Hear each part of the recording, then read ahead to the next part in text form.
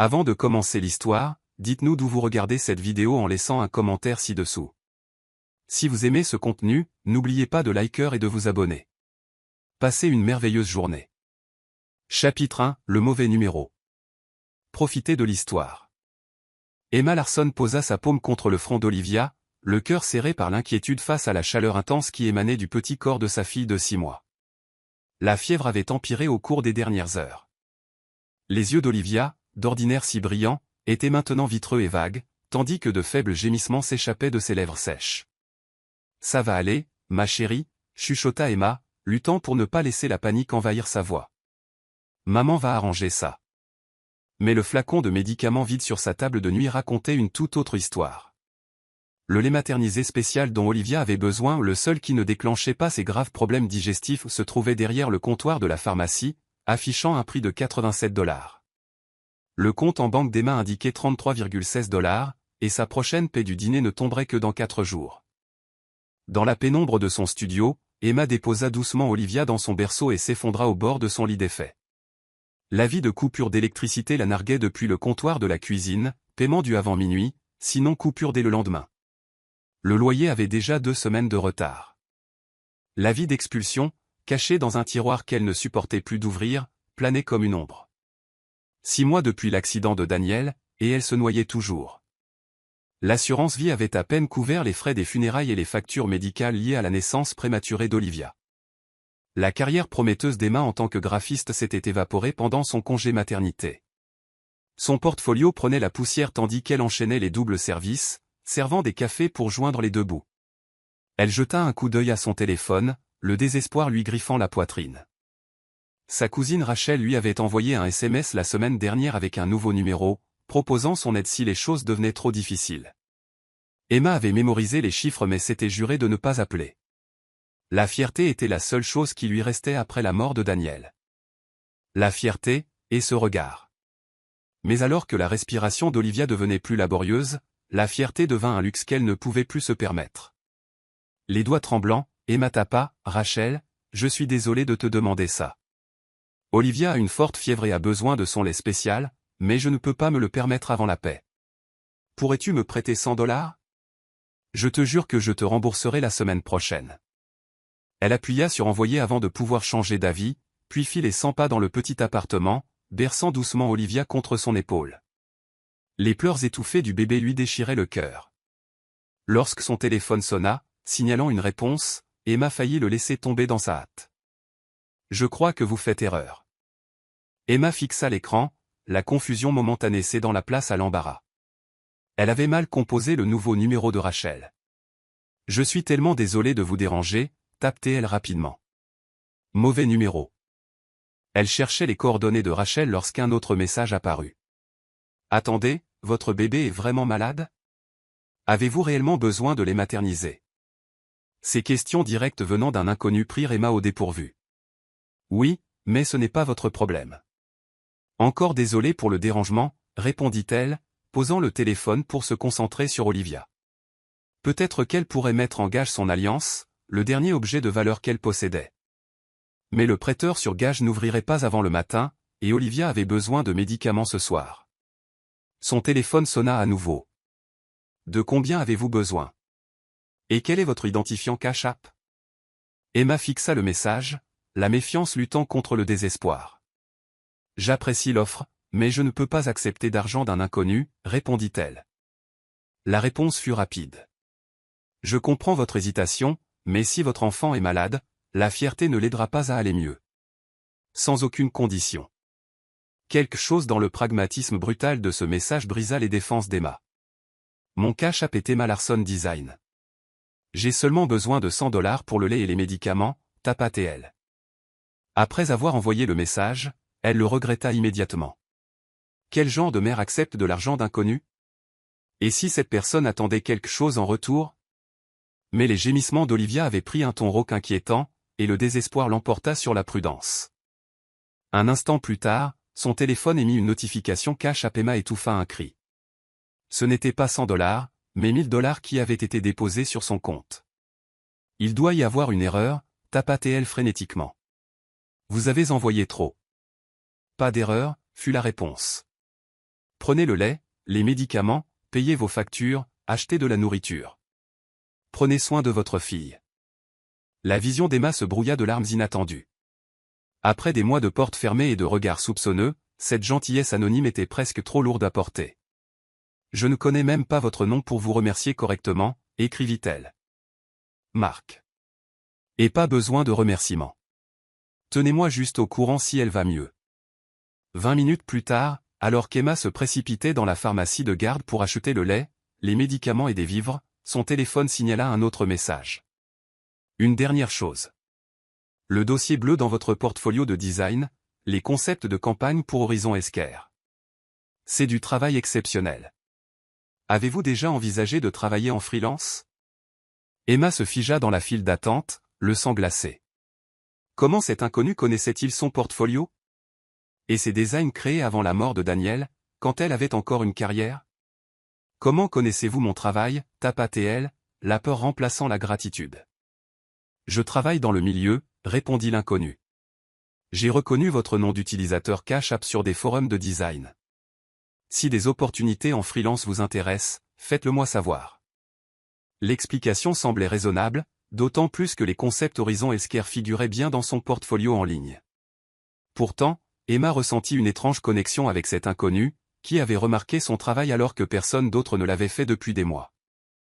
De retour à son appartement, Emma administra le médicament à Olivia, paya sa facture d'électricité en ligne et s'autorisa enfin à respirer.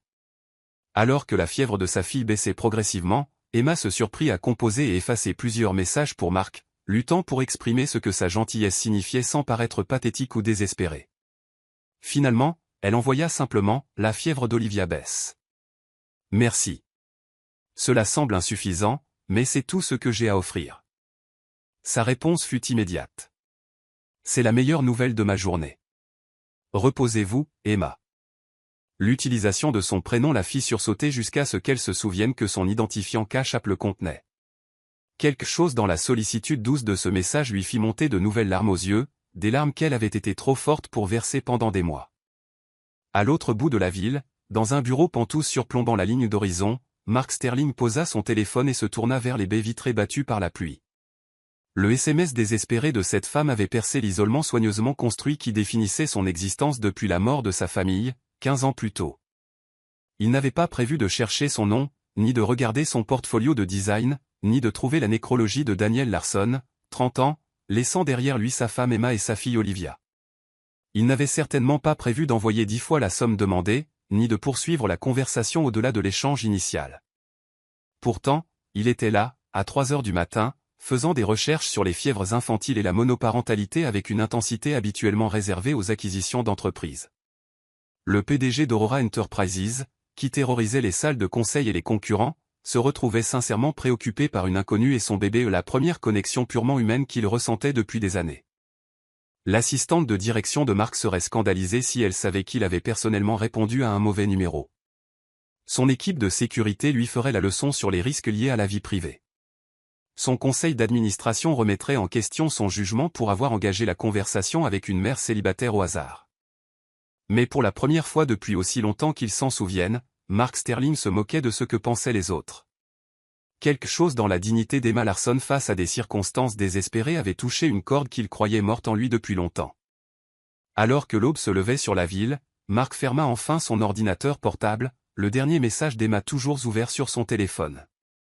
Il se surprit à espérer, contre toute logique et expérience, que ce ne serait pas la fin de leur lien. « Dormez bien, Emma et Olivia », chuchota-t-il à la pièce vide. « J'espère que demain apportera des jours meilleurs pour vous deux. » Chapitre 2, la voix au téléphone. Au cours des 3 semaines suivantes, une routine inattendue s'installa dans la vie d'Emma. Entre les biberons d'Olivia et ses services au dîner, elle se retrouva à échanger des SMS avec Marc, de brèves mises à jour sur la santé d'Olivia qui évoluaient en de longues conversations sur tout, des tendances du design graphique à leur livre d'enfance préféré. Le point de vue de Marc sur son travail était perspicace, ses questions réfléchies d'une manière qui donnait à Emma le sentiment d'être vraiment vue pour la première fois depuis la mort de Daniel. Il ne poussait jamais pour obtenir des détails personnels, mais créait un espace où elle se sentait à l'aise de les partager.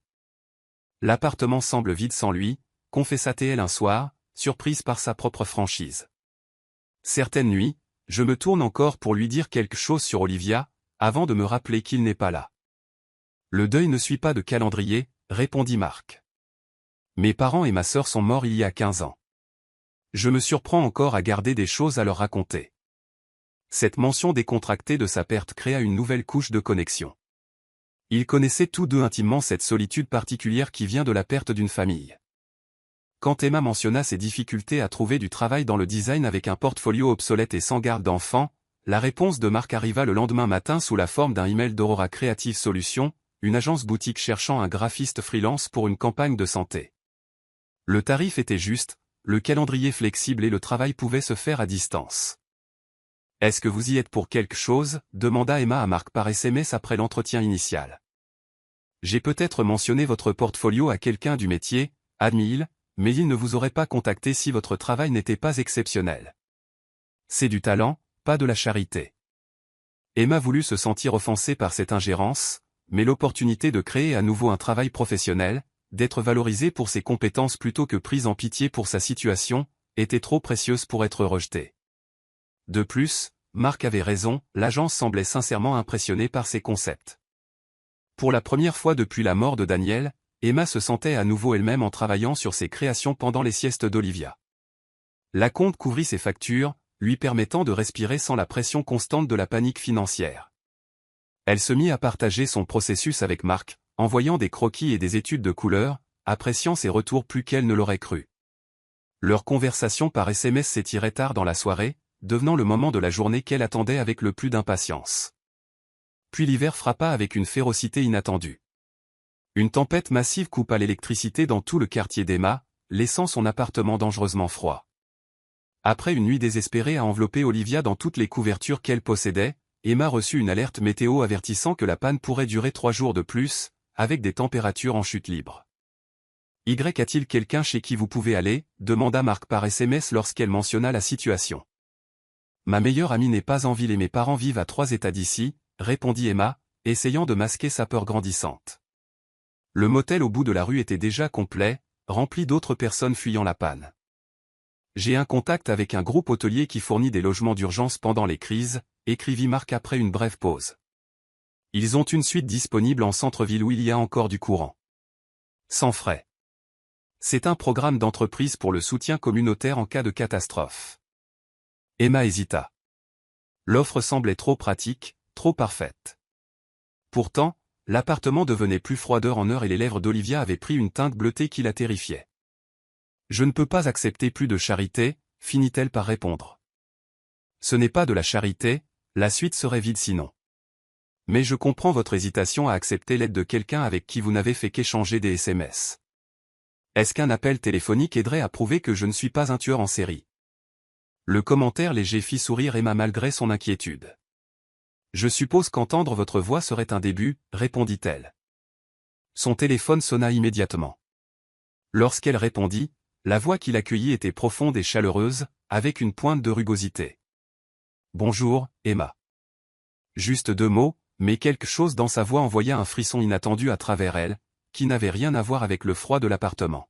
« Bonjour, Marc, » dit-elle nerveusement, remettant une mèche de cheveux derrière son oreille, un geste dont Daniel se moquait gentiment quand elle était troublée. « C'est étrange, n'est-ce pas?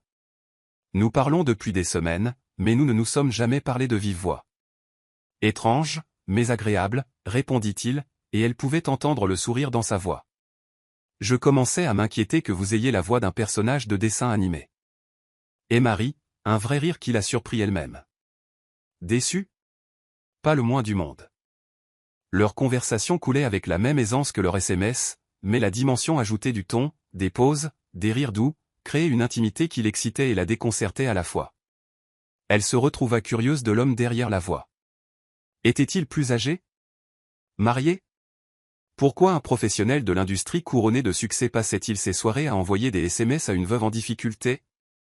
Comme s'il sentait ses pensées, Marc garda le cap sur le côté pratique, expliquant les arrangements de l'hôtel et comment accéder à la suite. Emma était sur le point d'accepter quand Olivia, dérangée par la conversation animée de sa mère, commença à pleurer inconsolablement dans son berceau. « Je suis désolée, » dit Emma, l'embarras lui chauffant les joues alors qu'elle soulevait le bébé hurlant. « Elle a froid et elle est épuisée. Ne vous excusez pas, répondit Marc, sa voix s'adoucissant. Puis-je essayer quelque chose? Mettez-moi sur haut-parleur. Confuse mais désespérée, Emma obtempéra. À son grand étonnement, Marc commença à chanter une douce berceuse d'une voix étonnamment tendre. Chut maintenant, ne pleure pas. La lune vogue dans le ciel. L'imprévu de la situation, cet inconnu chantant une berceuse à travers le téléphone stupéfia momentanément Olivia qui se tut. Ses pleurs se calmèrent en respiration octante alors qu'elle écoutait cette voix inconnue. Ma mère chantait ça quand je n'arrivais pas à dormir, expliqua Marc à la fin de la chanson, une vulnérabilité dans le ton qu'Emma n'avait jamais entendu auparavant. Je ne l'ai pas chanté depuis sa mort. Le moment semblait sacré, ce partage de quelque chose de si personnel, si lié à sa famille perdue. Emma déglutit contre une émotion soudaine. Ça a marché, dit-elle doucement, regardant les paupières maintenant lourdes d'Olivia. Merci. L'offre tient toujours, dit Marc après un moment. L'hôtel, je veux dire. Pour vous deux. Avec Olivia s'apaisant contre sa poitrine et l'appartement se refroidissant de minute en minute, Emma prit sa décision. D'accord. Envoyez-moi les détails. Le logement d'urgence s'avéra être une suite de luxe dans le plus bel hôtel de la ville, complète avec un berceau et des fournitures pour bébés attendant leur arrivée. Alors qu'Emma installait Olivia dans la chaleur et le confort, elle ne put s'empêcher de s'interroger à nouveau sur l'homme mystérieux dont la voix avait révélé plus d'humanité que toutes leurs conversations par SMS réunies. Le lendemain matin, Marc envoya un SMS pour prendre de leurs nouvelles mais ne rappela pas, revenant à leur routine établie. Pourtant, quelque chose avait changé, le souvenir de sa voix, particulièrement lorsqu'il chantait cette berceuse, persistait dans l'esprit d'Emma, créant une image plus concrète de la personne derrière les messages. Contre tout bon sens, elle se surprit à espérer qu'il appellerait à nouveau. 2 jours plus tard, son souhait fut exaucé lorsqu'une demande d'appel vidéo apparut alors qu'elle terminait sa présentation de design pour Aurora Creative. J'espère que ce n'est pas intrusif, dit Marc quand elle répondit, son visage hors champ, mais vous avez mentionné vouloir des retours sur les mises en page finale et c'est plus facile d'en discuter visuellement. C'est logique, convint Emma, inclinant son téléphone pour qu'il ne montre que les designs, et non son apparence en pyjama. Je peux partager mon écran. Avant de commencer, dit Marc avec hésitation, serait-ce plus facile si nous pouvions nous voir? Sans pression. Si vous n'êtes pas à l'aise. Emma se mordit la lèvre, la curiosité l'emportant finalement sur la prudence. D'accord, mais je vous préviens, je ne suis pas exactement prête pour une présentation. Elle retourna la caméra, se révélant dans son pull oversize, les cheveux relevés en désordre au sommet de sa tête, en manque de sommeil mais souriant nerveusement. La caméra de Marc s'activa et le souffle d'Emma se coupa. L'homme sur son écran n'était pas le vétéran de l'industrie d'âge moyen qu'elle avait imaginé. Marc semblait avoir la trentaine, avec des yeux bleus intenses, des cheveux foncés montrant les premières touches d'argent aux tempes, et le genre de trait qui appartenait aux magazines d'affaires plutôt qu'aux échanges de SMS avec des mères célibataires à minuit. « Bonjour Emma », dit-il, sa voix familière correspondant maintenant à un visage étonnamment séduisant. « C'est agréable de vous rencontrer enfin correctement. » Quelque chose papillonna dans la poitrine d'Emma. Une sensation qu'elle n'avait pas ressentie depuis avant la mort de Daniel. Une sensation qui l'exaltait et la terrifiait à la fois, car cela signifiait que son cœur n'était pas aussi anesthésié qu'elle le croyait. Alors qu'ils commençaient à discuter de ses créations, Emma ne put s'empêcher de remarquer comment les analyses professionnelles de Marc contrastaient avec la façon douce dont il s'interrompait chaque fois qu'Olivia émettait un son en arrière-plan. Comment son expression sérieuse s'adoucissait quand Emma amenait le bébé dans le cadre après son réveil. « Elle est magnifique », dit Marc, sa voix chaleureuse d'une appréciation sincère. « Elle a vos yeux. » Cette simple observation, la première fois que quelqu'un mentionnait les traits d'Emma chez sa fille plutôt que de ne voir que Daniel, la toucha de manière inattendue. Plus tard ce soir-là, alors qu'Emma mettait Olivia au lit, le bébé se retourna du dos sur le ventre pour la première fois. Sans réfléchir, Emma saisit son téléphone et appela Marc, excitée de partager cette étape. Ce n'est qu'après l'apparition de son visage souriant qu'elle réalisa ce qu'elle avait fait. Marc était la première personne à qui elle avait voulu le dire, pas ses amis ni sa famille. Cette réalisation la réchauffa et l'effraya à la fois. Désolée d'appeler si soudainement, s'excusa-t-elle, soudain gênée. Olivia vient de se retourner pour la première fois et je voulais partager ça avec vous. C'est merveilleux, dit Marc, le plaisir illuminant son visage rendant son embarras momentané digne de ce nom. La première de nombreuses étapes à venir. Le « à venir » resta suspendu entre eux, une implication d'une présence continue dans leur vie que ni l'un ni l'autre ne reconnut directement, mais que tous deux semblaient ressentir. Alors que leur conversation se poursuivait dans la nuit, Emma ne pouvait ignorer la conscience croissante que ce lien, commencé par un mauvais numéro, devenait quelque chose qu'aucun d'eux n'avait anticipé.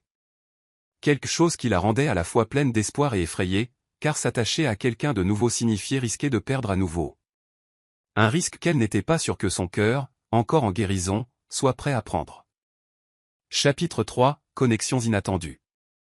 Êtes-vous sûr que c'est juste une suite standard, demanda Emma, tournant lentement sur elle-même dans le hall de l'hôtel, Olivia attachée contre sa poitrine dans un porte-bébé.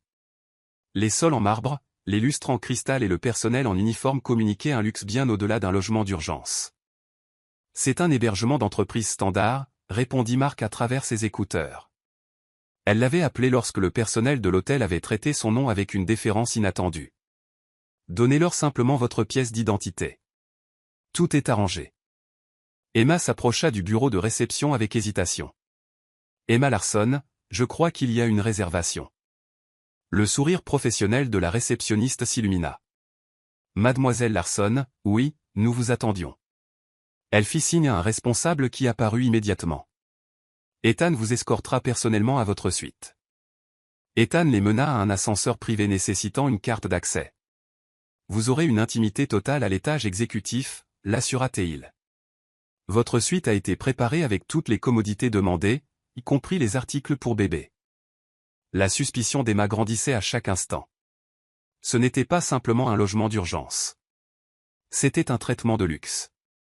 Quand Ethan ouvrit la porte sur une suite tentaculaire plus grande que tout son appartement, complète avec une chambre d'enfant déjà équipée d'un berceau haut de gamme, Emma sut que Marc avait considérablement minimisé ses relations. Y aura-t-il autre chose, mademoiselle Larson, demanda Ethan. Non, merci, parvint à dire Emma, assimilant encore l'opulence qui l'entourait. Dès le départ d'Ethan, Emma rappela Marc. Ce n'est pas un logement d'urgence. C'est une suite pentouse qui coûte probablement plus cher par nuit que mon loyer mensuel. Est-ce confortable, demanda Marc, évitant une réponse directe.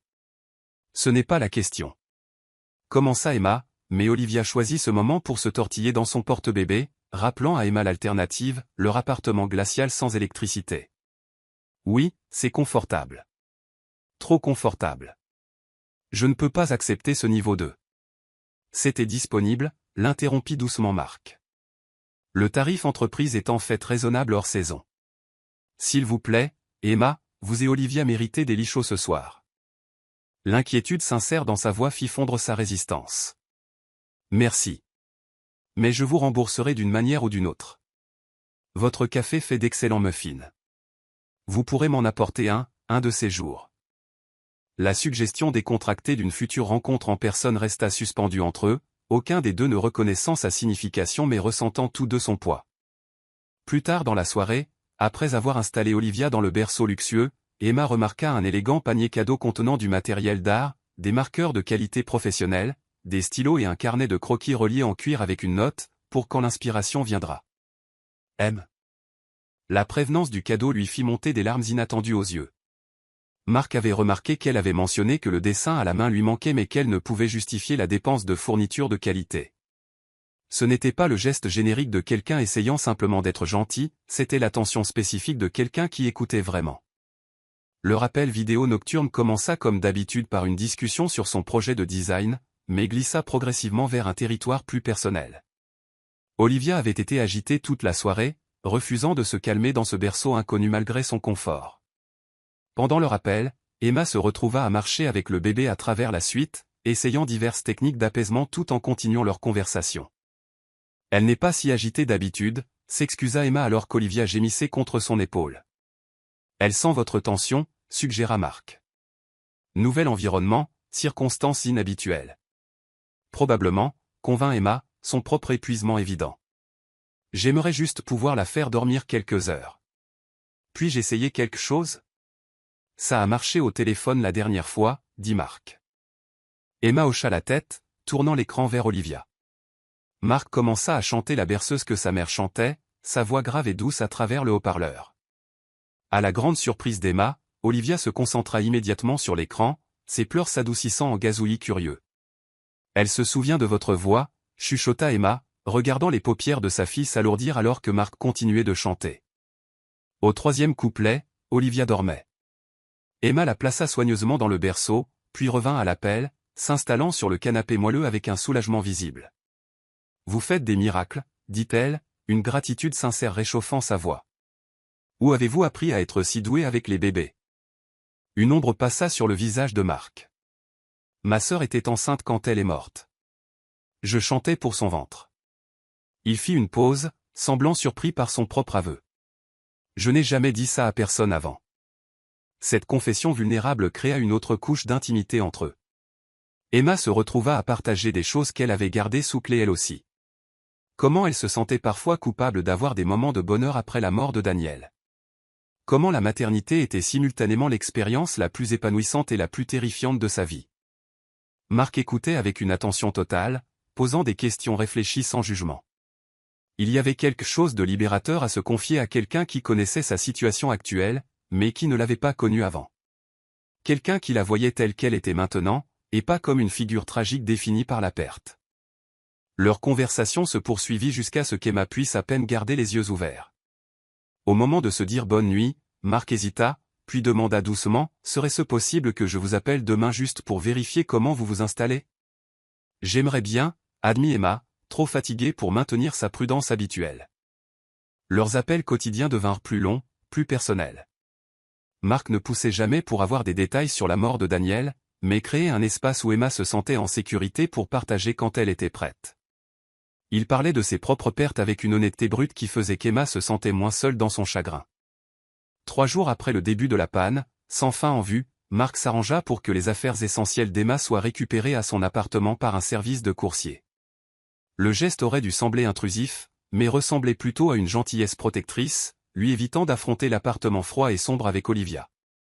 Le 5e jour, l'appel matinal de Marc arriva avec son image obscurcie par ce qui semblait être l'arrière-plan d'un café. « Bonjour », salua-t-il, semblant inhabituellement nerveux. « J'espère que je ne dépasse pas les bornes, mais je suis en fait dans votre quartier. Le courant a été rétabli dans votre immeuble. » Le pouls d'Emma s'accéléra. « Suggérez-vous que nous quittions notre hébergement de luxe ?» Il sourit. Éventuellement. Mais d'abord, je me demandais si vous envisageriez de me rencontrer pour un café. Le café au coin près de votre appartement fait d'excellents muffins, à ce qu'on dit. La perspective de voir Marc en personne envoya un frisson d'anxiété et d'anticipation dans la poitrine d'Emma. Leur connexion numérique était devenue importante pour elle. Et si l'alchimie en personne ne suivait pas? Et s'il était déçu en la rencontrant? Et si l'homme intelligent et gentil auquel elle s'était attachée n'était pas le même en vrai? Vous n'êtes pas obligé de répondre maintenant, ajouta rapidement Marc, interprétant mal son hésitation. C'était juste une idée. Non, j'aimerais bien, se surprit à dire Emma. Olivia et moi pourrions vous rejoindre dans 1 heure. Le sourire sincère de Marc illumina l'écran. Je serai à la table du coin près de la fenêtre. Alors qu'Emma s'habillait avec un soin inhabituel, choisissant son pull le moins usé et se maquillant pour la première fois depuis des mois, elle essayait de tempérer ses attentes. C'était juste un café avec un nouvel ami qui avait été gentil pendant une période difficile. Rien de plus. Pourtant, en emmitouflant Olivia dans sa tenue la plus chaude, Emma ne pouvait nier l'énergie nerveuse qui la parcourait, le genre qu'elle n'avait pas ressenti depuis son premier rendez-vous avec Daniel, des années auparavant. Quelque chose d'important se produisait, qu'elle y soit prête ou non. En marchant les 3 blocs jusqu'au café, Emma répétait ce qu'elle pourrait dire, comment elle le saluerait. Se serrerait-il la main? Serait-ce gênant après l'intimité de leurs appels vidéo? Elle faillit faire demi-tour 2 fois, l'anxiété submergeant presque son désir de rencontrer l'homme dont la voix était devenue un réconfort quotidien. En approchant finalement du café, Emma repéra une grande silhouette à travers la fenêtre, cheveux foncés, épaules larges, manteau élégant. Marc était assis à la table promise dans le coin, dos à la porte, concentré sur son ordinateur portable, ignorant son arrivée. Elle prit un moment pour l'étudier, cet inconnu qui n'en était pas un. Pendant un instant, Emma envisagea de se détourner, de se retirer vers la sécurité de la distance et de la connexion numérique. Mais Olivia choisit ce moment pour émettre un gazouillis joyeux, comme pour l'encourager à avancer. Prenant une profonde inspiration, Emma poussa la porte, la clochette joyeuse annonçant leur arrivée. Marc se retourna immédiatement, ses yeux trouvant les siens à travers la pièce, et dans ce moment de première véritable connexion, quelque chose bascula dans le monde d'Emma. L'avenir incertain recelait soudain des possibilités qu'elle n'avait pas osé imaginer depuis la perte de Daniel. Avec Olivia en sécurité contre sa poitrine, Emma s'avança pour rencontrer l'homme qui avait commencé comme un mauvais numéro et était devenu tellement plus. Chapitre 4, Café et complications. La clochette du café tinta quand Emma poussa la porte. Olivia emmitouflée contre sa poitrine, l'air chaud et parfumé offrait un contraste bienvenu avec le froid de février à l'extérieur. Marc leva les yeux au son visage se transformant en un sourire qui atteignit ses yeux. Il se leva immédiatement au plus grand en personne qu'Emma ne l'avait imaginé à travers la vidéo, sa présence à la fois imposante et accueillante. Emma, dit-il simplement, sa voix familière désormais juste devant elle, sans distorsion numérique. Marc, répondit-elle en ajustant nerveusement le porte-bébé d'Olivia. C'est étrange, n'est-ce pas? Se rencontrer en personne après toutes nos conversations. Étrange dans le bon sens, j'espère, dit-il en désignant la table qu'il avait gardée à un coin tranquille avec beaucoup de place pour le porte-bébé et leurs affaires. Emma hocha la tête, soudain timide. Malgré des semaines de conversations vidéo tardives, Marc était encore plus beau en vrai, ses traits plus nets, plus définis. La montre élégante à son poignet et son manteau parfaitement taillé suggéraient un succès au-delà de ce qu'il avait laissé entendre dans leur discussion. Alors qu'il lui tenait la chaise, son regard tomba sur Olivia qu'il étudiait avec de grands yeux curieux. « Bonjour toi, dit-il doucement, son attitude professionnelle fondant en une chaleur sincère. C'est agréable de te rencontrer enfin correctement. » À la surprise d'Emma, Olivia répondit par un gazouillis ravi, tendant ses petites mains vers Marc. La confiance immédiate du bébé toucha quelque chose de profond dans le cœur d'Emma. « Elle se souvient de votre voix, expliqua Emma en s'installant. De tous nos appels. Leur gêne initial se dissolut alors que la conversation coulait naturellement entre le café et les muffins. Marc avait déjà commandé un muffin aux myrtilles pour Emma, exactement comme elle avait mentionné le préféré lors d'une de leurs conversations nocturnes, un autre petit détail dont il s'était souvenu. Marc posa des questions réfléchies sur l'avancement de son projet de design et écouta attentivement ses réponses, offrant parfois des aperçus qui révélaient sa profonde compréhension des industries créatives. Quand Olivia commença à s'agiter, il déplaça sans heurts sa tasse de café pour faire de la place pour son biberon sur la table, sans perdre le fil de leur conversation.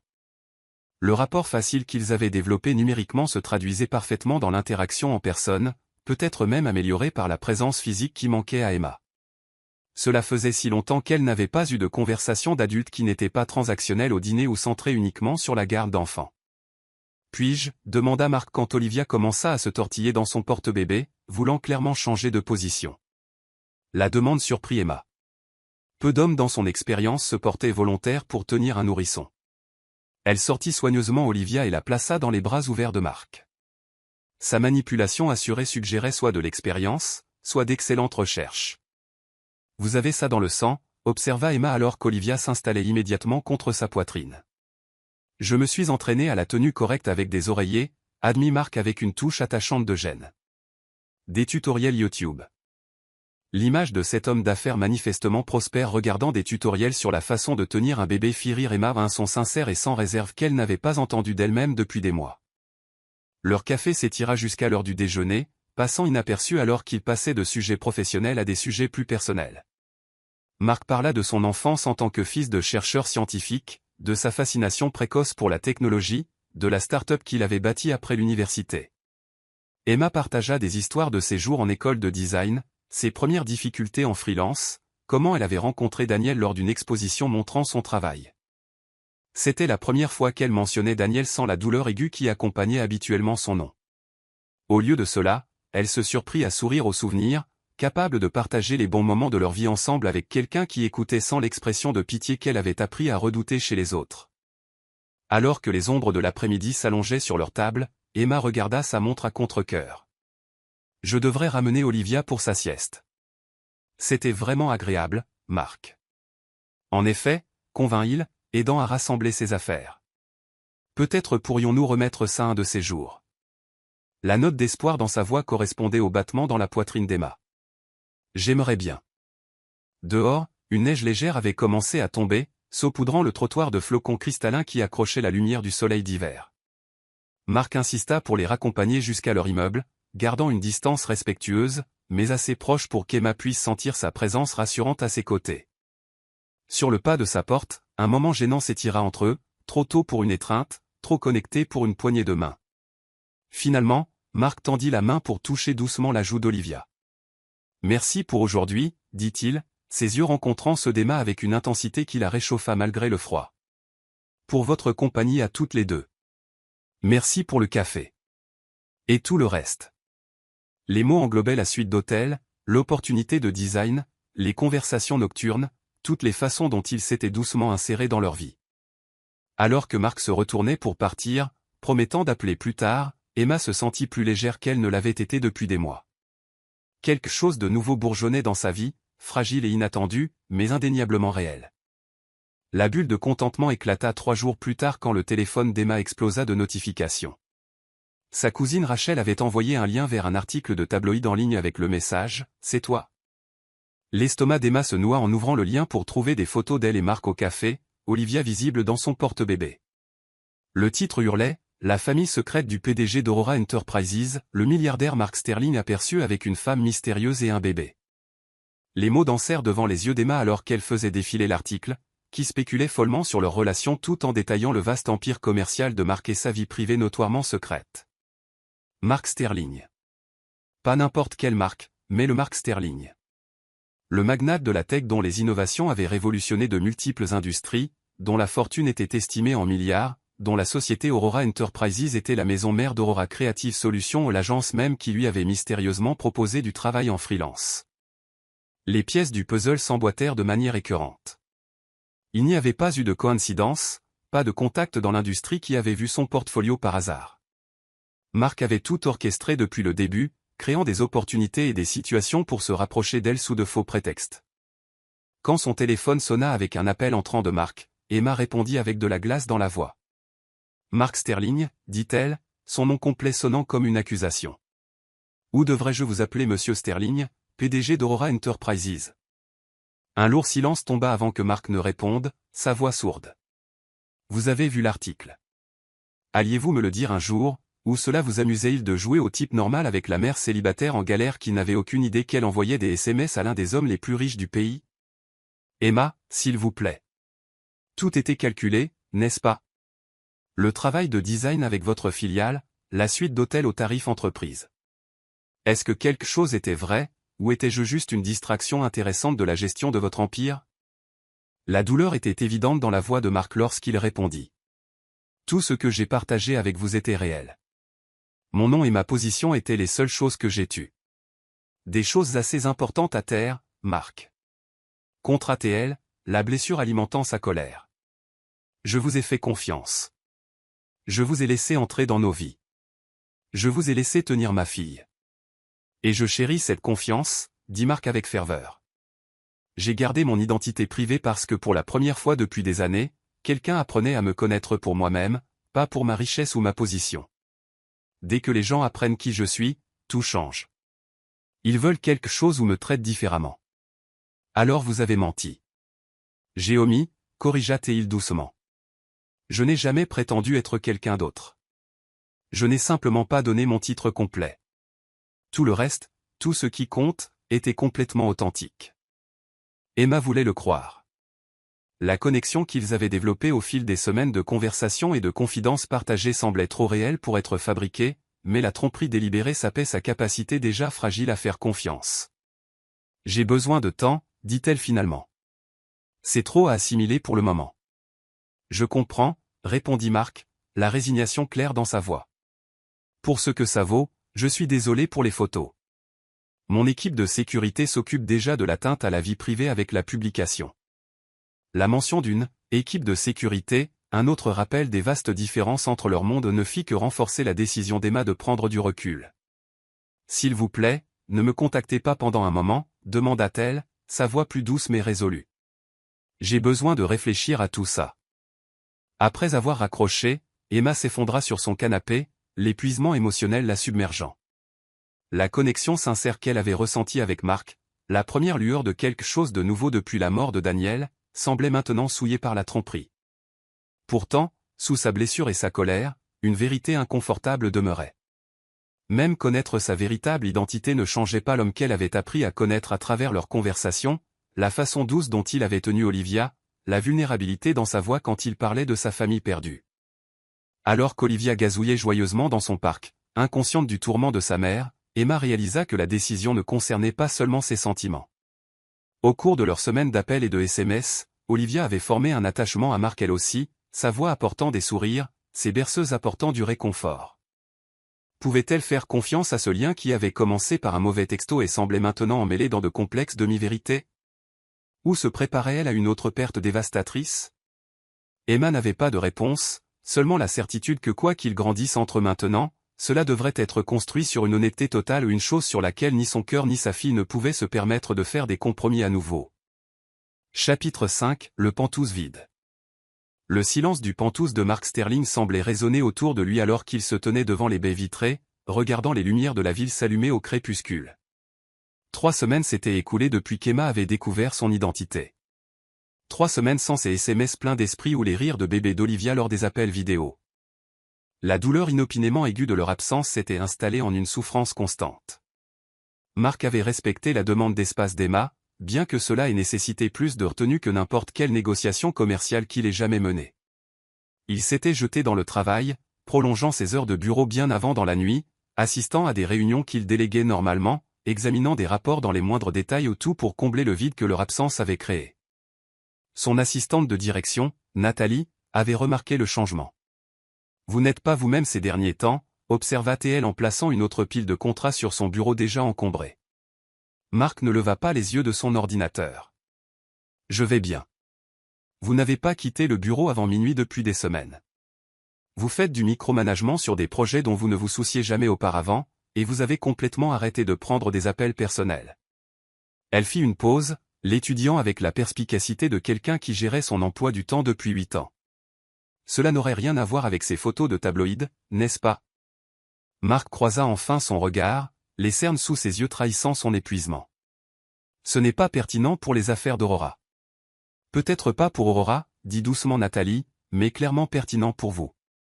Plus tard ce soir-là, alors que Mark retournait enfin à son Penthouse, il se surprit à ouvrir la galerie de son téléphone sur la seule photo qu'il avait d'Emma et Olivia, une capture d'écran de l'un de leurs appels vidéo. Emma riait de quelque chose qu'il avait dit, la tête rejetée en arrière dans un amusement sincère, tandis qu'Olivia tendait ses mains curieuses vers la caméra. L'image capturait tout ce qui lui manquait, leur chaleur, leur authenticité, la façon dont elles avaient, d'une manière ou d'une autre, percé l'isolement qui définissait son existence depuis la mort de sa famille.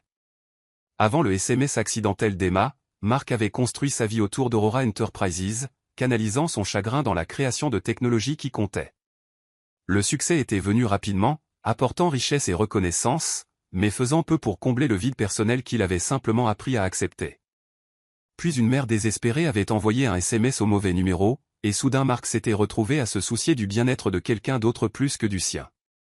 Son téléphone sonna momentanément, allumant l'espoir que, d'une manière ou d'une autre, Emma avait décidé de le contacter. Au lieu de cela, le nom de Nathalie clignota sur l'écran. « Je suis désolé de vous déranger après les heures de bureau », commença-t-elle sans préambule, « mais il y a un entretien avec une agence de design prévu demain qui nécessite votre approbation. » « Une agence de design ?» Mark fronça les sourcils. « Je n'étais pas au courant que nous engagions une nouvelle agence. C'est pour la campagne Horizon Healthcare. La graphiste a rendu un travail préliminaire excellent, mais voilà qu'elle décline le contrat complet. » Mark se redressa brusquement sur sa chaise. Emma Larson. Oui, c'était bien elle. Elle avait été vivement recommandée par Aurora Creative, mais dès qu'elle avait réalisé que le client final était Aurora Enterprises, elle avait retiré sa candidature. Une sensation d'oppression étreignit la poitrine de Mark. Emma rejetait des opportunités professionnelles, celles-là même qui auraient pu propulser sa carrière, uniquement pour éviter tout lien avec lui. « Voulez-vous que je trouve un remplaçant ?» demanda Nathalie devant son silence prolongé. « Non » décida Mark. « Organisez une réunion avec le directeur marketing d'Horizon. Je m'en occupe personnellement. » Emma essuya une énième table au dîner de Gina, les épaules douloureuses après son double service.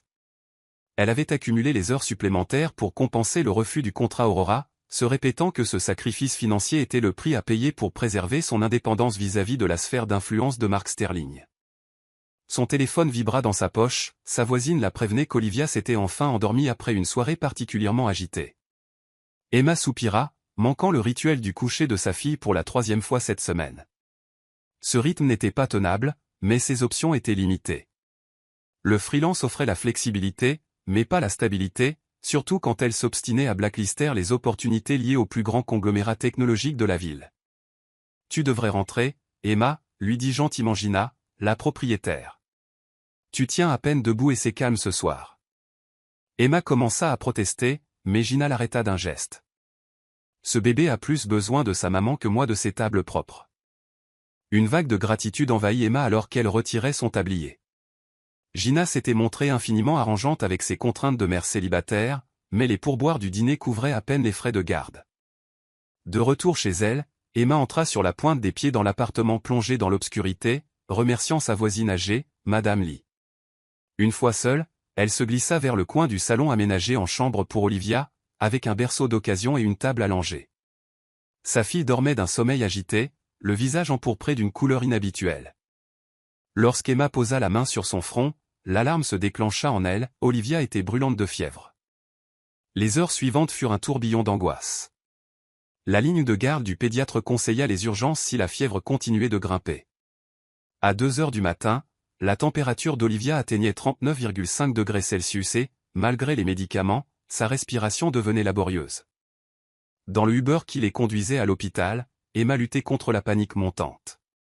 Le chauffeur, sentant sa détresse, roula plus vite que nécessaire, les déposant aux urgences pédiatriques en un temps record.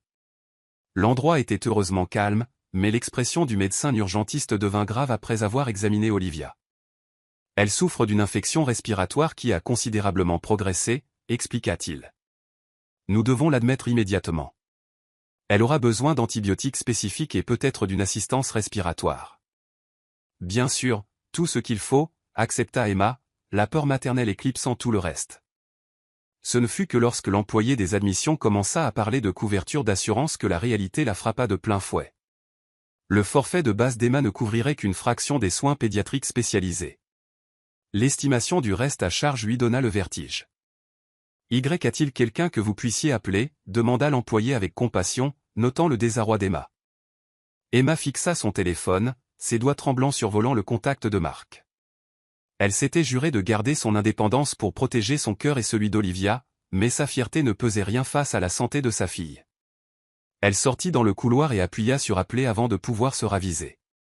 Marc répondit à la première sonnerie, la voix alerte malgré l'heure tardive. « Emma ?» ?»« C'est Olivia, dit-elle, sa voix se brisant enfin.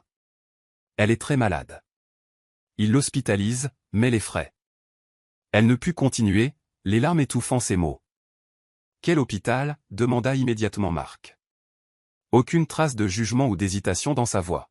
« J'arrive. » 40 minutes plus tard, alors qu'Emma était assise près du lit d'hôpital d'Olivia, observant la respiration difficile de sa fille, on frappa doucement à la porte. Marc entra. Il ne ressemblait en rien au PDG soigné des magazines. Les cheveux en bataille, il portait un jean et une chemise déboutonnée, visiblement enfilés à la hâte. Le soulagement sur son visage lorsqu'il vit Olivia bien que malade, mais vivante et soignée était viscéral. Il s'approcha du lit lentement, comme s'il craignait de profaner un espace sacré. Le médecin dit que c'est une pneumonie bactérienne, expliqua doucement Emma. Ils ont commencé les antibiotiques par voie intraveineuse. Marc hocha la tête, ses yeux ne quittant jamais la petite silhouette d'Olivia. J'ai parlé à l'administration de l'hôpital. Tout est pris en charge. En temps normal, Emma se serait offusquée qu'on insinue qu'elle ne pouvait pas assumer les frais médicaux de son enfant, mais l'épuisement et la peur avaient abattu ses défenses, ne laissant place qu'à la gratitude. « Merci d'être venu, murmura-t-elle. Marc la regarda enfin, son inquiétude s'approfondissant en voyant son état d'épuisement. Où aurais-je pu être ailleurs? Cette question simple transperça les murs qu'Emma avait soigneusement érigés. Malgré son rejet, malgré 3 semaines de silence, Marc était venu immédiatement, sans récrimination ni condition, offrant simplement son soutien silencieux. À l'aube, alors que l'état d'Olivia se stabilisait enfin, Emma se retrouva à partager le petit canapé de la chambre avec Marc. Leurs épaules se touchaient alors qu'ils somnolaient, vidés physiquement et émotionnellement. Emma se réveilla la première, momentanément désorienté, jusqu'à ce que la mémoire lui revienne. À côté d'elle, Marc dormait assis, la tête renversée contre le mur. Dans son sommeil, le puissant PDG n'était qu'un homme. Un homme qui s'était précipité à l'hôpital en pleine nuit pour un enfant qu'il connaissait à peine, simplement parce que sa mère l'avait appelé. Comme s'il sentait son regard, Marc ouvrit les yeux, cherchant immédiatement le berceau d'Olivia. Le soulagement sincère lorsqu'il la vit dormir paisiblement en disait long sur son attachement. Elle a repris des couleurs, observa-t-il doucement. La fièvre est tombée vers 4 heures, confirma Emma. Un silence gêné s'installa entre eux. Leur première vraie conversation depuis des semaines avait lieu dans les circonstances les plus stressantes. Emma. À propos des photos dans les tabloïds. Pas maintenant, l'interrompit-elle avec douceur. Nous aurons le temps pour ça. Pour l'instant, je veux juste te dire merci. L'expression de Marc s'adoucit avec compréhension. Toujours. Ce mot unique portait un poids bien au-delà de ses syllabes, une promesse qui transcendait leur début compliqué. Chapitre 6, les murs s'effondrent. Olivia passa 3 jours au service pédiatrique, son état s'améliorant progressivement. Durant cette épreuve, Marc resta une présence inébranlable, s'assurant que le meilleur spécialiste de l'hôpital supervise le traitement, et veillant à ce qu'Emma ait tout ce dont elle avait besoin, des vêtements propres, de vrais repas plutôt que ceux des distributeurs. Il ne dépassa jamais les bornes, n'utilisant jamais la situation pour forcer une réconciliation. Le 3e après-midi, alors qu'Olivia faisait la sieste, ses joues ayant retrouvé leur rose naturel, Emma trouva Marc dans la salle d'attente, concentré sur sa tablette. Tout va bien, le rassura TL. Le médecin dit qu'on pourra probablement rentrer demain. Le soulagement détendit ses traits. Emma s'assit près de lui sur le canapé institutionnel. La distance des dernières semaines semblait à la fois significative et dérisoire après cette veille partagée. J'ai repensé à ce que tu as dit. Sur le fait de garder ton identité secrète pour qu'on te connaisse toi, et non ta position. Marc posa sa tablette, lui accordant toute son attention. J'aurais dû te le dire plus tôt. J'avais juste peur que tu me traites différemment. Comme tout le monde le fait, acheva Emma pour lui. Il hocha la tête, une vulnérabilité inhabituelle perçant sa confiance habituelle. Plus j'attendais, plus le moment devenait difficile à trouver. Je me disais que je te protégeais de l'attention médiatique. Mais en vérité, je protégeais quelque chose que je n'avais pas ressenti depuis des années, une connexion authentique avec quelqu'un qui me voyait juste comme Marc. Cet aveu résonna en Emma. Elle connaissait trop bien le sentiment d'être réduite à une étiquette, la veuve, la mère célibataire depuis la mort de Daniel. Je comprends pourquoi tu l'as fait, dit-elle doucement. Je ne dis pas que c'était bien, mais je comprends. Quelque chose changea entre eux. Pas tout à fait un pardon, mais le début d'un pont au-dessus du gouffre. Tu m'as manqué, avoua Marc d'une voix sourde et intense. Toutes les deux. Le cœur d'Emma trembla face à cette honnêteté brute. Vous nous avez manqué aussi. Surtout tes berceuses. L'ombre d'un sourire effleura les lèvres de Marc. Je me suis entraîné. J'en ai de nouvelles en réserve, au cas où. Une infirmière apparut alors pour les informer qu'Olivia était réveillée et réclamait sa mère. Les jours passèrent et Olivia poursuivit sa convalescence à la maison. Marc restait présent sans être intrusif. Un soir, un paquet arriva, adressé non pas à Emma, mais à Olivia. À l'intérieur se trouvait un éléphant en peluche fait sur mesure, vêtu d'une blouse de médecin, accompagné d'un livre sur un bébé éléphant qui guérit grâce à ses amis. Marc s'était souvenu de la fascination d'Olivia pour le mobile éléphant de l'hôpital. La note disait simplement, pour ma fille courageuse. Appelle si tu as besoin de quoi que ce soit. M. Ce soir-là, Emma lui envoya une photo d'Olivia dormant avec l'éléphant serré contre elle. La réponse de Marc fut immédiate, ça illumine ma semaine entière. Lentement, prudemment, ils reconstruisirent leur lien. Le café devint un rituel hebdomadaire, cette fois en pleine conscience de l'identité de Marc. Emma remarqua comment il évitait l'attention, choisissant les coins discrets, et l'attention sur son visage quand des inconnus l'approchaient. Elle commença à comprendre l'isolement que son succès avait engendré. 2 mois après l'hospitalisation, Emma reçut une offre d'emploi d'Horizon Healthcare pour un poste de directrice artistique, avec des horaires flexibles. Lorsqu'elle découvrit que Marc s'était récusé de toute décision d'embauche pour garantir qu'elle obtienne le poste au mérite, ses dernières réserves s'envolèrent. Le dimanche suivant, Emma invita Marc au parc. J'ai une nouvelle, dit-elle alors qu'il flânait. Je pense à créer une fondation pour les parents célibataires dont les enfants font face à des urgences médicales. Marc haussa un sourcil, intrigué. Mais je ne sais rien de la création d'une association à but non lucratif, avoua-t-elle. Tu demandes mon aide. Plutôt une consultation. De la part de quelqu'un d'expérimenté. Je connais peut-être quelqu'un, répondit Marc sur un ton enjoué. Mais ses honoraires sont élevés. Un dîner, peut-être ?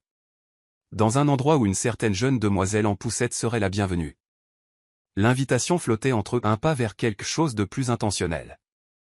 Je pense que ça peut s'arranger, accepta Emma, le cœur léger. Après le dîner, Marc leur proposa un détour. Ils s'arrêtèrent devant une maison de banlieue modeste mais bien entretenue. C'est ici que j'ai grandi, expliqua-t-il doucement. Avant l'accident. Je l'ai gardée telle qu'elle. À l'intérieur, le temps s'était figé. Des photos de famille, des meubles confortables. Dans ce qui avait été la chambre de sa sœur, Marc devint silencieux, effleurant un étui de violoncelle. Sophie était enceinte de 6 mois quand l'accident est arrivé.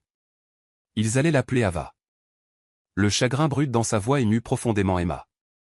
Sans réfléchir, elle prit sa main. Merci de me montrer ça. Je n'ai jamais amené personne ici. Ça ne semblait jamais. Juste.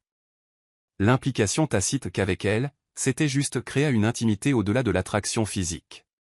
Alors qu'il s'apprêtait à partir, le regard de Marc croisa le sien avec une intensité qui lui coupa le souffle. Il se rapprocha, l'intention claire. Tout en elle la poussait vers ce baiser. Mais elle posa doucement une main sur son torse, l'arrêtant juste avant le contact. Pas encore, chuchota-t-elle, bien que son cœur s'emballe. Quand ça arrivera, je veux être complètement sûr. Pour nous deux. Le respect envahit le regard de Marc. Ça vaut la peine d'attendre. Chapitre 7, la mémoire du cœur. Place à la reine de la fête, annonça Emma en portant Olivia dans le petit appartement décoré de ballons. À 1 an, Olivia gloussait de joie. La liste des invités était courte, quelques amis proches, Madame Lee et Marc. La relation entre Emma et Marc s'était approfondie, devenant plus qu'une amitié, pas encore une romance, mais chargée d'un potentiel électrique. Dès l'arrivée de Marc, chargé d'un cadeau presque aussi gros que lui, Olivia se jeta pratiquement de les bras d'Emma vers lui avec un cri de reconnaissance. « Voilà ma fille préférée !» rit Marc, la rattrapant avec aisance. La petite fête avait une intimité détendue. Marc, assis en tailleur sur le sol, aidait Olivia à déballer ses cadeaux, riait aux mauvaises blagues et mangeait du gâteau un peu brûlé avec enthousiasme. Je n'avais aucune idée que l'homme à la tête d'Aurora Enterprises savait plier des avions en papier aussi précis, commenta Claire, une amie d'Emma. Il est plein de surprises, répondit Emma en souriant. Claire coinça Emma un peu plus tard. Je ne t'ai pas vu comme ça depuis. Avant la mort de Daniel. Tu rayonnes, Emma. Nous sommes juste amis. Les amis ne se regardent pas comme vous le faites quand vous pensez que personne ne regarde. C'est rare, Emma. Compliqué ou pas. Alors que la fête touchait à sa fin et que les invités partaient, Emma se retrouva seule avec Marc et une Olivia endormie. Tu n'as pas encore ouvert mon cadeau, observa Marc, montrant le grand paquet. Celui-ci est pour toi. Intriguée, Emma déballa un porte-document en cuir gravé à ses initiales. À l'intérieur, elle trouva ses croquis originaux et concepts de design, ses tout premiers travaux qu'elle croyait perdus. Comment as-tu trouvé ça ? Chuchota-t-elle, les larmes aux yeux. Ça a pris du temps. J'ai contacté tes anciens professeurs, ton premier employeur. Je voulais que tu vois ce que je vois, la trajectoire de ton talent. Je pensais qu'Olivia devrait savoir quel artiste extraordinaire est sa mère. Ce geste, plus que n'importe quel bijou de luxe, la bouleversa. Il lui rendait des morceaux d'elle-même. Marc. Je ne sais pas quoi dire. Promets-moi juste que tu raconteras à Olivia l'histoire de ses dessins un jour. Après avoir couché Olivia, Emma revint trouver Marc examinant son portfolio. L'intimité du moment, seul dans l'appartement, chargeait l'air d'électricité. Je devrais y aller, dit-il à regret après un long silence. Emma le raccompagna à la porte. Dans un élan d'audace inattendue, elle se hissa sur la pointe des pieds et déposa un baiser doux sur sa joue. Marc inspira brusquement, sa main effleurant l'endroit où ses lèvres s'étaient posées. bonne nuit, Emma, chuchota Théil, la voix rauque. Alors qu'elle s'appuyait contre la porte fermée, Olivia appela depuis sa chambre. Non pas un pleur, mais un son distinct. Pa. Emma se figea. Elle courut vers la chambre et trouva Olivia debout dans son lit, pointant vers la porte par laquelle Marc venait de sortir. Pa. Des larmes montèrent aux yeux d'Emma. Olivia n'avait jamais connu Daniel. Marc était la seule figure masculine constante dans sa vie. Sans décision consciente, ils formaient déjà une famille. Olivia l'avait reconnu avant eux. Chapitre 8, Deux mondes. Tu es sûr de toi, demanda Emma en ajustant la robe bleu nuit que Marc lui avait envoyée. Absolument pas, lança Marc depuis le salon où il jouait avec Olivia. On peut tout annuler et commander une pizza. J'espère secrètement que tu choisiras cette option. Emma rit et sortit de la chambre. Marc, allongé sur le tapis dans son smoking sur mesure, leva les yeux. Son expression passa de la décontraction à une admiration non dissimulée. Tu es éblouissante. Ça vaut le coup de rater la pizza. Le gala de charité marquait l'entrée officielle d'Emma dans le monde public de Marc. Depuis l'anniversaire d'Olivia et le premier papa, une nouvelle tension, délicieuse et terrifiante, existait entre eux. À l'hôtel exclusif, les flashs crépitèrent dès leur arrivée. « Regarde-moi » murmura Marc en lui prenant la main. Ce n'est que du bruit de fond. À l'intérieur, les têtes se tournaient. Margaret, voici Emma Larson, la designer extraordinaire derrière les nouvelles initiatives santé d'Aurora, présenta Marc à une femme élégante, établissant immédiatement Emma comme une professionnelle, et non juste une date. Pourtant, dans les toilettes, Emma surprit une conversation cruelle entre deux femmes. C'est la fille des tabloïds. Une mère célibataire. On sait ce qu'elle cherche, non? Une croqueuse de diamants stratégiques. Humiliée, Emma sortit et faillit heurter une dame âgée. N'écoutez pas ces vipères, dit la femme. Je suis Catherine, la marraine de Marc. Elles sont juste amères. Vous avez fait une sacrée impression sur notre garçon. De retour à la table, Marc vit immédiatement que quelque chose n'allait pas. Quelqu'un a dit quelque chose, demanda-t-il, la colère traversant ses yeux quand Emma avoua le commentaire sur la croqueuse de diamants. Catherine m'a défendu, ajouta-t-elle. Plus tard, Marc fit une annonce sur scène, la création d'un nouveau programme dédié aux parents célibataires d'enfants malades. La fondation Emma Larson commencera à accepter les candidatures le mois prochain, déclara-t-il, son regard cherchant Emma dans les coulisses. Les larmes aux yeux, Emma réalisa qu'il n'avait pas seulement donné son nom à une fondation, il avait honoré son combat. Après le gala, Marc demanda à son chauffeur de les conduire à la plage. Juste le ciel et l'océan, expliqua-t-il en l'aidant à marcher dans le sable. Pas de caméra, pas de jugement. La fondation. Pourquoi ne m'as-tu rien dit? Je voulais que ce soit une surprise. Ce n'est pas de la charité, Emma. C'est reconnaître une faille dans le système. Dans la vulnérabilité de son expression, Emma vit l'homme sous le PDG. Sans réfléchir, elle se pencha et l'embrassa. Le baiser, d'abord doux, s'approfondit rapidement, libérant des mois d'attraction contenue. J'ai envie de faire ça depuis notre premier café, murmura Marc contre son front. Moi aussi, avoua Emma. Sous les étoiles, Emma s'avoua enfin la vérité, elle était en train de tomber amoureuse de lui. Chapitre 9, Les ombres du passé. L'aube peignait le ciel de teintes roses et dorées alors qu'Emma, assise sur son balcon, regardait la ville s'éveiller. Sur la table reposait une pile d'annonces immobilières et des maisons avec de grands jardins, sélectionnées par Marc. 3 mois s'étaient écoulés depuis leur baiser au clair de lune. Marc s'était intégré harmonieusement à leur petite famille, apprenant les routines d'Olivia avec la même méticulosité qu'il gérait ses acquisitions. Il avait lu des livres sur la parentalité, sécurisé son pantouse pour un bébé, et ne se plaignait jamais quand les dessins animés remplaçaient les nouvelles financières. De son côté, Emma s'était habituée au monde de Marc, découvrant que sous le vernis de la richesse se trouvaient des gens authentiques qui avaient fini par l'accepter. Sa carrière s'épanouissait. Pourtant, alors qu'elle regardait les photos de maison, une ombre persistait. Le bonheur semblait si complet qu'il en devenait effrayant. La vie lui avait appris que tout pouvait basculer en un instant.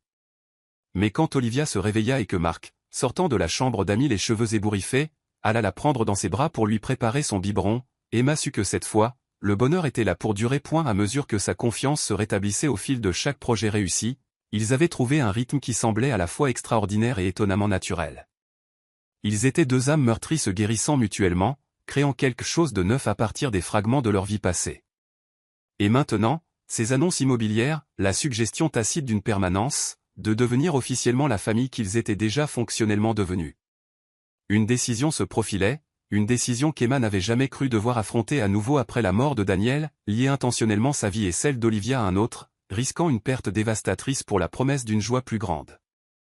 Lorsque Marc arriva ce matin-là, il perçut immédiatement sa tension.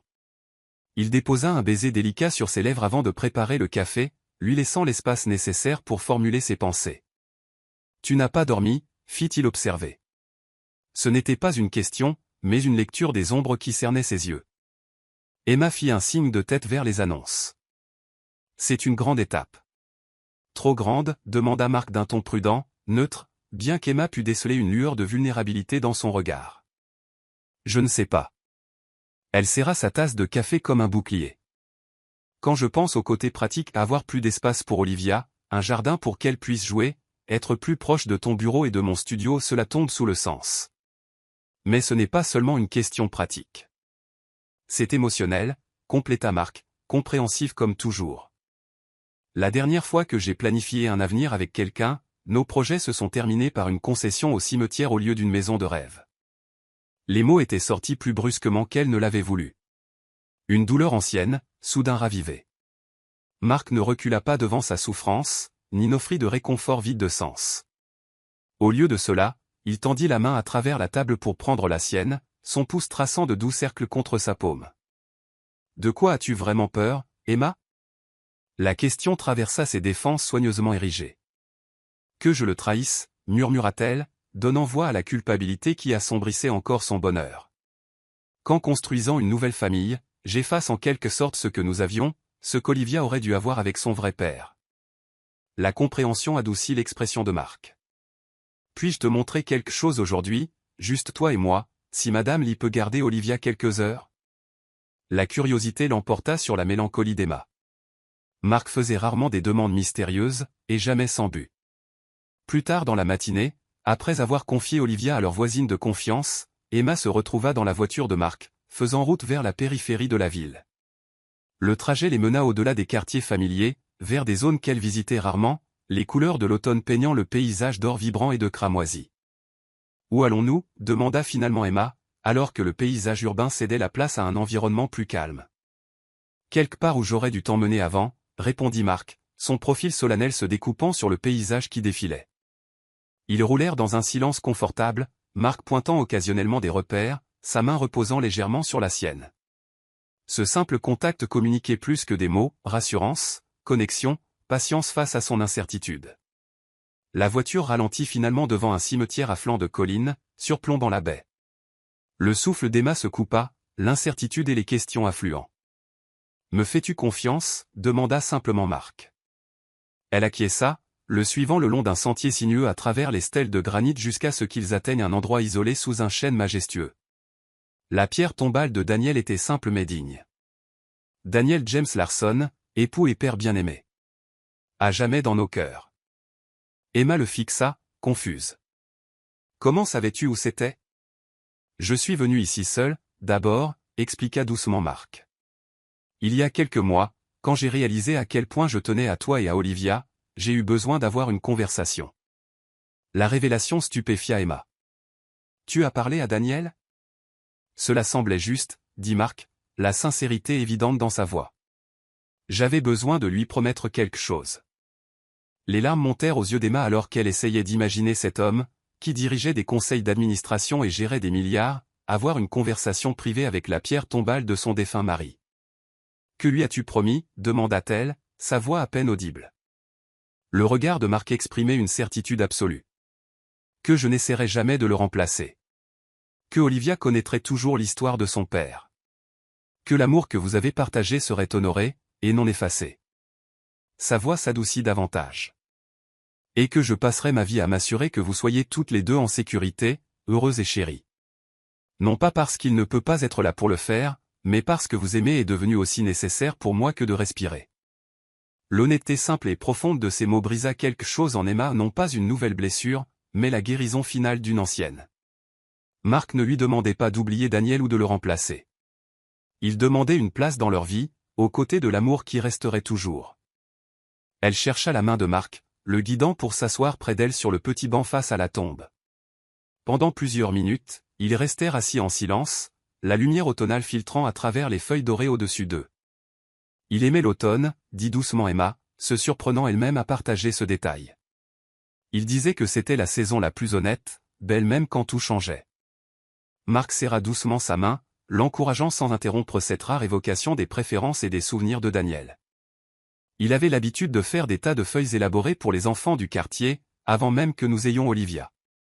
Elle poursuivit, les souvenirs amenant un sourire plutôt que de la douleur pour la première fois depuis des mois. Il disait que chaque enfant méritait au moins un seau parfait dans des feuilles craquantes. Il a l'air d'être quelqu'un qui comprenait ce qui compte vraiment dans la vie, observa calmement Marc. Il l'était, dit Emma, traçant les lettres gravées du nom de Daniel avec ses yeux. Pas parfait, il était terrible avec l'argent et ne pouvait jamais se rappeler de remettre le bouchon sur le dentifrice, mais il savait trouver de la joie dans les petites choses. Elle regarda Marc. Tu es différent de lui à bien des égards, mais semblable en cela, tu sais ce qui compte. Marc absorba cette comparaison sans jalousie ni malaise. J'aurais aimé le connaître. Il devait être extraordinaire pour être aimé par toi. À cet instant, sur cette terre sacrée entre passé et futur, Emma sentit un fardeau s'envoler, non pas l'amour qu'elle portait à Daniel, qui demeurerait toujours, mais la culpabilité qui l'avait empêché d'embrasser pleinement cette seconde chance au bonheur, arrivée par un numéro mal composé. Elle se tourna vers Marc, le voyant avec une clarté parfaite, cet homme complexe et généreux qui n'avait jamais essayé de rivaliser avec un fantôme, qui comprenait que les cœurs s'agrandissent plutôt qu'ils ne remplacent. « Je suis prête », murmura-t-elle. Les mots portaient de multiples significations, prête à avancer, prête à construire une maison ensemble, prête à aimer de nouveau sans réserve ni peur. Les yeux de Marc reflétèrent la compréhension de tout ce qu'elle ne disait pas à voix haute. Sa main se leva pour essuyer doucement une larme sur sa joue, un toucher empreint de révérence. « Prends tout le temps dont tu as besoin, dit-il. Je ne vais nulle part. » Mais Emma était fatiguée d'attendre, de retenir une partie d'elle-même loin de l'amour qui avait patiemment attendu qu'elle rattrape ce que son cœur savait déjà. Elle se pencha, capturant ses lèvres dans un baiser qui transmettait tout ce que les mots ne pouvaient dire, la gratitude pour sa patience, le regret de ses hésitations, et surtout l'amour qui avait inexorablement grandi, d'un SMS accidentel jusqu'à la fondation d'un avenir qu'elle n'avait osé imaginer possible à nouveau. Lorsqu'ils se séparèrent enfin, Marc posa son front contre le sien, leur souffle se mêlant dans l'air vif de l'automne. Une unique feuille dorée dériva vers le bas, atterrissant entre eux sur le banc, une approbation silencieuse de la nature. « Devrions-nous aller voir cette maison sur Maple Street en premier » demanda-t-il, la voix légère mais les yeux sérieux. « Celle avec la baie vitrée et la balançoire dans le jardin ?» Emma sourit à travers ses larmes, sentant l'approbation de Daniel comme un rayon de soleil sur son visage. « Oui, dit-elle simplement. Rentrons à la maison. » Le belvédère surplombant la ville brillait d'une lumière ambrée alors que le soleil entamait sa descente vers l'horizon. Emma se tenait à la rambarde, la brise printanière portant le parfum des cornouillers en fleurs. Derrière elle, Marc regardait Olivia trottiner le long du chemin, ses petites mains s'étendant vers les pétales tombés avec une concentration solennelle. Près de 10 mois s'étaient écoulés depuis que le SMS erroné d'Emma avait trouvé le chemin du téléphone de Marc. 10 mois de transformation, de guérison et de joie inattendue qui avaient remodelé leur vie d'une manière qu'aucun d'eux n'aurait pu anticiper. Aujourd'hui, ils étaient revenus à cet endroit spécial, le point de vue où Daniel avait demandé Emma en mariage des années auparavant, là où elle avait eu le courage, pour la première fois, d'imaginer un avenir avec lui. Maintenant, elle se tenait ici, le cœur plein d'un courage différent. Marc s'approcha lentement tandis qu'Olivia examinait une feuille particulièrement fascinante à proximité. « Es-tu sûr pour cet endroit » demanda-t-il doucement. « Nous aurions pu choisir ailleurs. » Emma se tourna pour lui faire face, l'amour gonflant sa poitrine devant la délicatesse de sa question. « Il ne s'agit pas de remplacer des souvenirs, » expliqua-t-elle en prenant ses mains dans les siennes. « Il s'agit d'honorer toutes les pièces qui nous ont amenés ici. Daniel fera toujours partie de mon histoire, de l'histoire d'Olivia. Cet endroit représente les commencements pour moi. » La compréhension et la gratitude adoucirent l'expression de Marc. Il n'avait jamais montré la moindre jalousie ou insécurité quant à la place de Daniel dans leur vie, aidant au contraire à créer des traditions pour garder sa mémoire vivante pour Olivia. Dans leur nouvelle maison, celle avec la baie vitrée et la balançoire, un coin spécial abritait des photos de Daniel tenant Olivia nouveau-née, aux côtés de souvenirs de la famille disparue de Marc. Le passé s'intégrait à leur présent au lieu d'être effacé par lui. « J'ai quelque chose pour toi », dit soudainement Emma, nerveuse malgré une planification minutieuse. Deux choses, en fait. Elle fouilla dans son sac et en sortit un petit paquet enveloppé de papier brun simple, attaché avec de la ficelle. Marc haussa les sourcils, surpris. Il défit soigneusement la ficelle et déballa le premier objet, une clé sur un porte-clés en cuir artisanal, estampillé de leur nouvelle adresse. « Je sais que tu as déjà une clé, » expliqua Emma, « mais celle-ci est différente. Ce n'est pas juste pour la maison, mais pour notre foyer, mon foyer. Je ne vis plus simplement dans un endroit que tu as fourni. Je choisis de construire une vie avec toi, d'égal à égal. » La signification du geste n'échappa pas à Marc. Il avait été méticuleusement attentif à respecter son indépendance, insistant pour que la maison soit achetée à leurs deux noms malgré la vaste disparité de leurs ressources financières. Il comprenait son besoin d'être une partenaire, pas une bénéficiaire. « C'est parfait, » dit-il, l'émotion rendant sa voix rauque. « Il y a plus », l'invita Emma, indiquant le second objet encore enveloppé. Marc déballa précautionneusement une œuvre d'art, une explosion de couleurs vibrantes dans le style inimitable de l'expressionnisme d'un tout petit. Dans le coin, Emma avait ajouté un titre simple, « Notre famille », par Olivia Larson. « Elle a fait ça pendant notre temps ensemble la semaine dernière », expliqua Emma, regardant l'émotion transformer les traits de Marc. Quand je lui ai demandé ce qu'elle avait dessiné, elle a pointé chaque tache de couleur et a dit « Maman, Liv et papa. » C'est toi, Marc. C'est comme ça qu'elle nous voit. Les doigts de Marc tracèrent le vert au-dessus des gribouillages enfantins comme s'il s'agissait de chefs-d'œuvre inestimables, ce qui, pour lui, était clairement le cas. Lorsqu'il leva les yeux, il brillait de larmes non dissimulées. « Je n'aurais jamais cru avoir cela, » admit-il, la voix à peine au-dessus d'un murmure. « Après la mort de ma famille, je me suis convaincu que bâtir Aurora était suffisant, que le succès professionnel pouvait combler le vide. Pendant 15 ans, j'ai cru à ce mensonge. » Son regard se posa sur Olivia, qui avait abandonné sa collection de feuilles pour revenir vers eux en titubant. « Puis tu as envoyé un message au mauvais numéro, et d'une certaine manière, il s'est avéré être exactement le bon. » Alors qu'Olivia les atteignait, bras levés dans la demande universelle d'être portée, Marc la souleva avec une aisance habituelle. Elle tapota immédiatement sa joue avec ses doigts collants, totalement en sécurité dans son affection. « P.A. » déclara-t-elle joyeusement, avant de pointer un écureuil filant sur un arbre voisin. Le mot simple, désormais intentionnel plutôt qu'un babillage, créait encore une vague d'émotion chez les deux adultes. Marc déposa un baiser sur les boucles sombres d'Olivia avant de la reposer pour qu'elle continue ses explorations à distance sûre. « Je porte quelque chose aussi, » dit-il calmement, plongeant la main dans sa poche. « Je l'ai depuis des semaines, attendant le bon moment. » Il sortit une petite boîte en velours, la tenant sans l'ouvrir encore. « Ce n'est pas une décision spontanée. J'ai réfléchi à ceci, à nous, avec le même soin que j'ai accordé à chaque choix majeur de ma vie. Plus, en fait. » Le cœur d'Emma s'accéléra alors que Marc continuait, sa voix habituellement confiante teintée de vulnérabilité. « Je l'ai conçu moi-même, » expliqua-t-il, ouvrant enfin la boîte pour révéler une bague différente de toutes celles qu'Emma avait vues. 3 pierres blotties ensemble en parfaite harmonie, un diamant central plus grand flanqué de 2 plus petits, sertis sur un anneau d'or rose chaleureux. Les 3 pierres nous représentent, toi, moi et Olivia. Pas des pièces séparées les unes à côté des autres, mais un cercle complet. Une famille. La vision d'Emma se brouilla de larmes alors que Marc prenait sa main, son toucher ferme malgré l'émotion évidente sur son visage. « Je ne te demande pas d'oublier ce qui a précédé, » dit-il doucement. « Je te demande si tu veux construire quelque chose de nouveau avec moi, une famille forgée par choix plutôt que par circonstance. Je te demande si tu me laisseras aimer Olivia comme la mienne tout en l'aidant à connaître le père qui l'aurait adoré. Je te demande si tu veux prendre un risque pour un homme qui n'a jamais compris ce qui comptait vraiment jusqu'à ce qu'un SMS change tout. » Il mit un genou à terre, tenant toujours sa main. « Emma Larson, veux-tu m'épouser ?» Le temps sembla suspendu alors que la question flottait entre eux, ce seuil entre leur présent prudent et l'avenir qu'ils pourraient créer ensemble.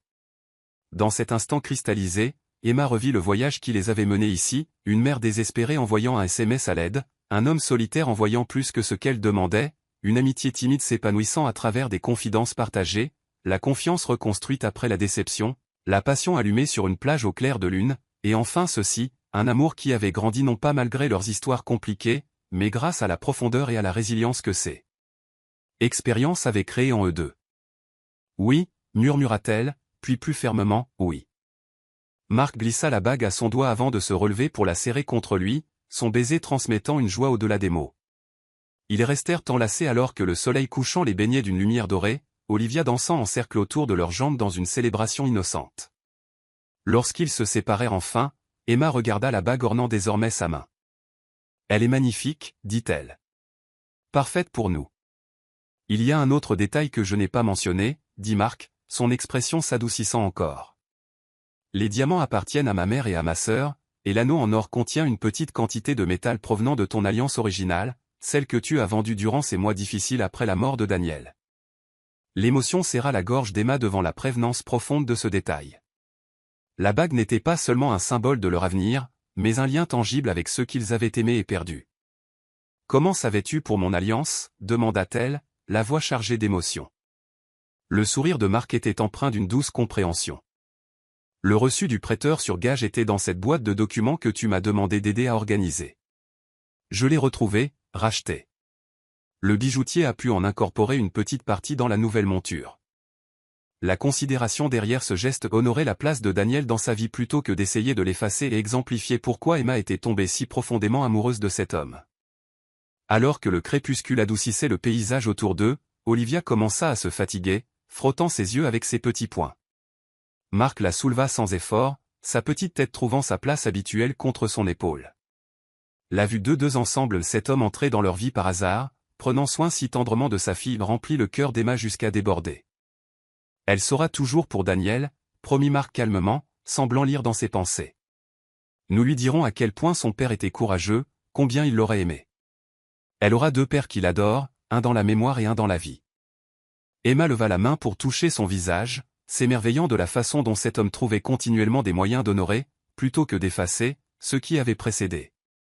Et je lui raconterai comment son deuxième père est entré dans nos vies quand nous avions le plus besoin de lui, comment il nous a aimés assez pour attendre que nous soyons prêtes. Marc tourna la tête pour embrasser sa paume, ce geste simple transmettant une dévotion plus puissante que de grandes déclarations. J'aurais attendu une éternité pour vous deux. Ils entamèrent la marche de retour vers la voiture. Une famille dans la forme, sinon encore dans les faits légaux, alors que les premières étoiles apparaissaient dans le ciel bleu profond. Emma prit la main d'Olivia d'un côté et celle de Marc de l'autre, créant un cercle physique qui correspondait à celui symbolisé par sa bague. Quand j'ai envoyé ce SMS au mauvais numéro, j'étais au plus bas, réfléchit-elle. Je ne pouvais imaginer me sentir entière à nouveau un jour. Et maintenant, demanda Marc, ses yeux reflétant la lumière des étoiles et l'espoir. Maintenant, je comprends que guérir ne signifie pas oublier. Cela signifie construire quelque chose de nouveau qui honore ce qui a précédé. Elle serra sa main. Je ne m'attendais jamais à aimer de nouveau, et encore moins à trouver quelqu'un qui aimerait non seulement moi, mais Olivia comme la sienne. Prête à rentrer à la maison, demanda Marc doucement, la question englobant bien plus que leur destination immédiate. Oui, répondit Emma. Ce mot simple contenait des multitudes. Elle était prête pour tout cela.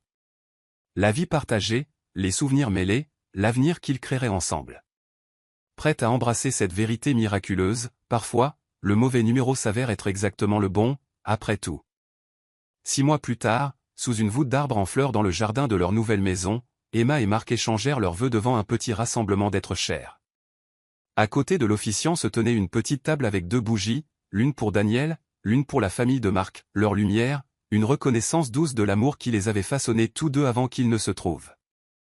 Mais le moment qui émut tout le monde aux larmes fut lorsque Marc s'agenouilla devant Olivia dans sa robe de demoiselle d'honneur et lui présenta un petit pendentif en forme de cœur assorti à la bague d'Emma.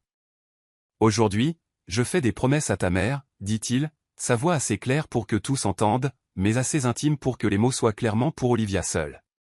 Mais je te fais aussi des promesses, t'aimer comme ma propre fille, t'aider à connaître ton premier papa qui serait si fier de toi, être là pour chaque cauchemar, chaque triomphe, chaque genou écorché et chaque réussite. Tu m'as donné une famille quand je pensais ne plus jamais en avoir. Je t'aime, Olivia Larson Sterling. » Alors qu'ils dansaient à leur réception, Olivia blottit entre eux pour la première chanson, Emma croisa le regard de Marc au-dessus des boucles de leur fille. Aucun mot n'était nécessaire. Leur voyage, d'un mauvais numéro au véritable amour, était écrit dans la joie qui irradiait entre eux. Dans le bureau de Marc à la maison, encadré à côté des photos de famille, trônait une simple capture d'écran, le SMS original qui avait tout déclenché. Un rappel que, parfois, les mauvais virages de la vie nous mènent précisément là où nous sommes censés être, si seulement nous sommes assez courageux pour suivre le chemin inattendu.